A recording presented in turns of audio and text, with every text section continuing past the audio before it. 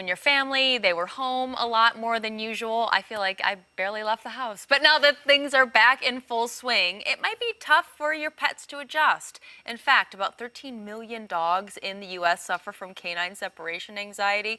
This morning, I'm joined by Kathy Madsen, a certified trainer with Preventive Vet, and Dr. Judy Corman, a veterinarian for Assisi Medical Health. They are here to talk about helping your pets deal with separation anxiety, maybe anxiety in general.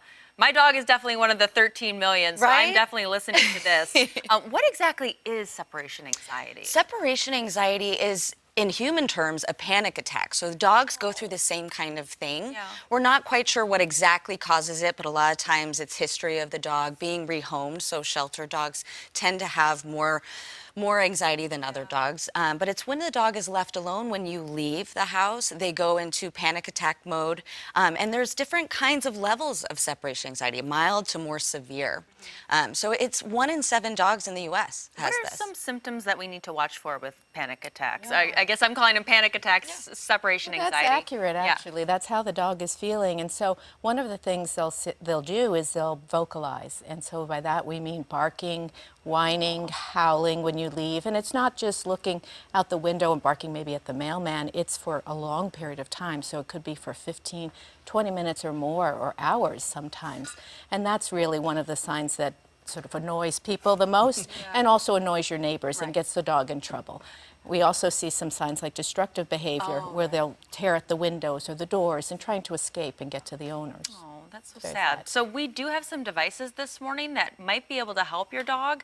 Talk about these. I don't think we've seen a lot of these before. Right. So what a lot of people are used to hearing about when they connect with their veterinarian or they connect with a trainer's going to try a few different things as well as some behavior modifications. So changing that dog's emotional response to being left alone, that's really what a trainer's going to start you with. But a lot of people will use management tools like anxiety wraps, those tight shirts and vests that kind of help calm them down.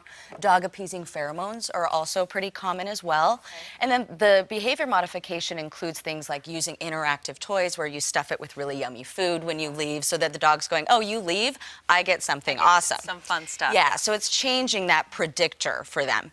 But what I'm really excited about as a trainer and behavior consultant is this new product that is an alternative to prescription medication. Okay. So many of my clients want to save that as a last resort or they're scared about the side effects. And this is the Calmer Canine. Okay. And what it is, totally sensation-free, which I love, but it's a targeted electromagnetic pulse, which is basically targeting the brain of the dog to help relieve inflammation, which Judy will talk about here in a minute. It's relieving that inflammation in the brain that's causing the anxiety. So it's doing the same thing that prescription drugs are doing. And it's safe? It's totally safe.